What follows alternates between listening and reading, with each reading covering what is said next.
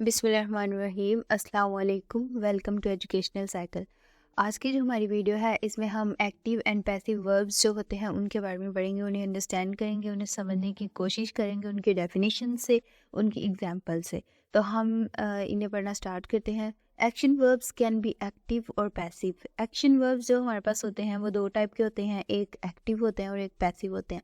When the verb is active, the subject is doing something। जब एक verb हमारे पास active होता है, मैंने बताया कि एक्शन वर्ब्स की दो टाइप्स हैं, वो हो सकते हैं एक्टिव भी हो सकते हैं, पैसिव भी हो सकते हैं। जब एक जो वर्ब है वो हमारे पास एक्टिव होता है, the subject is doing something, तो इसका मतलब है कि जो हमारा सब्जेक्ट है वो कुछ कर रहा है। अब सब्जेक्ट कोई पर्सन हो सकता है, कोई चीज़ भी हो सकती है, तो हमारा जो सब्जेक्ट है वो कोई काम कर रहा है जब हमारा वर्ब जो है वो एक्टिव है।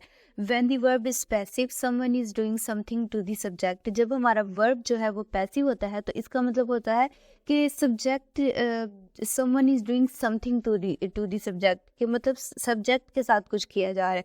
पहला यह है कि सब्जेक्ट खुद परफॉर्म कर रहा है, लेकिन जब हमारा वर्ब पैसिव है तो इसका मतलब है कि सब्जेक्ट जो काम है वो सब्जेक्ट परफॉर्म नहीं कर रहा, सब्जेक्ट के साथ कोई काम परफॉर्म किया जा रहा है।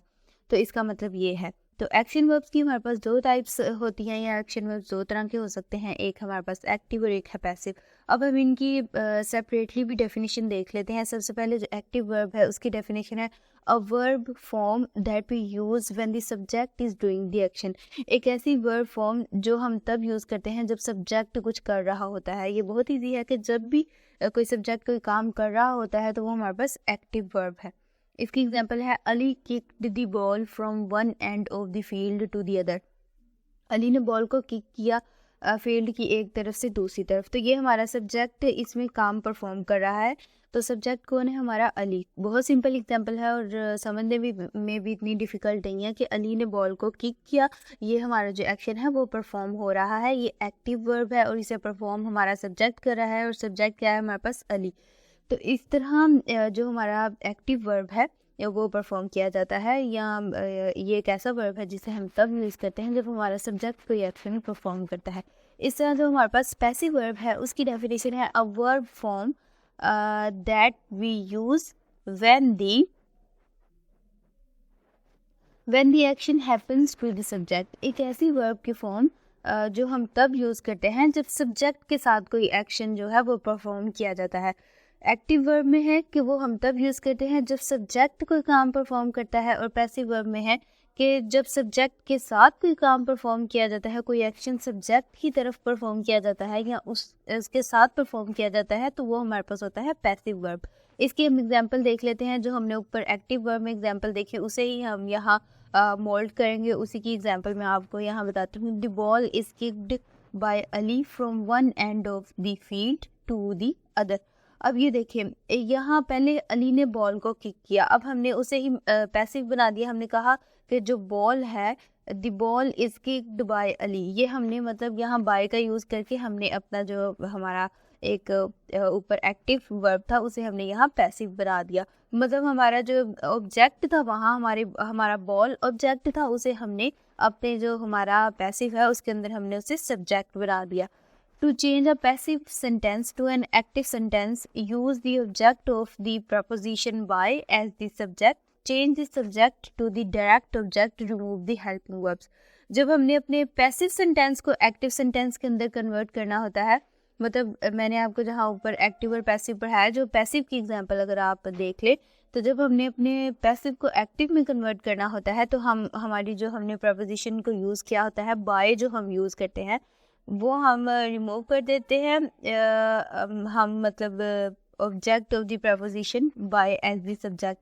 तो हमने जिसके साथ प्रपोजिशन बाय यूज़ की होती है हम उसे सब्जेक्ट के तौर पर यूज़ कर लेते हैं। ठीक है, जैसे मैंने इस एग्जांपल में यूज़ किया था the ball is kicked by Ali, तो मैं जब इसे एक्टिव बनाऊंगी तो अली को मैं सब्जेक्ट के तौर पर यूज़ कर लूँगी।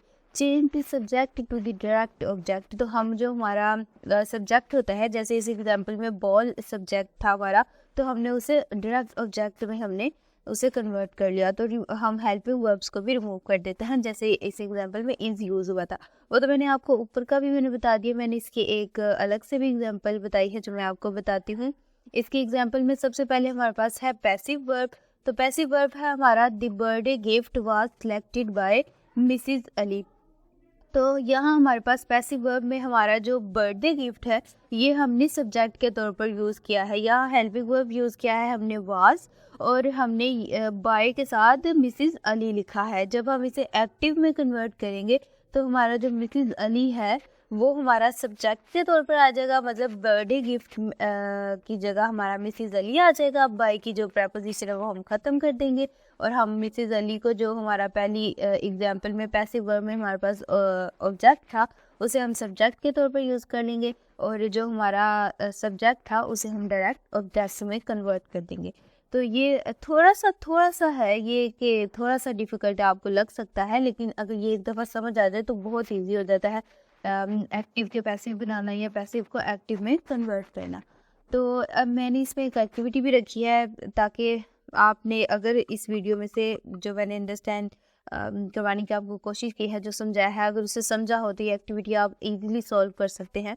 तो एक्टिविटी है change the verb in each sentences from passive to active. Passive से आपने एक्टिव में कन्वर्ट करना बहुत ईजी है, जैसे मैंने आपको ऊपर करके दिखाया है, आपको उसकी एग्जाम्पल बताई है। इन तीनों जो मैंने आपको यहाँ तीनों दी हैं, आपको सेंटेंसेस दिए हैं, उन्हें आपने पैसिव है ये, और आपने इसे एक्टिव में कन्वर्ट करना है। सेंटेंस सबसे पहला है the decision was reached by the committee.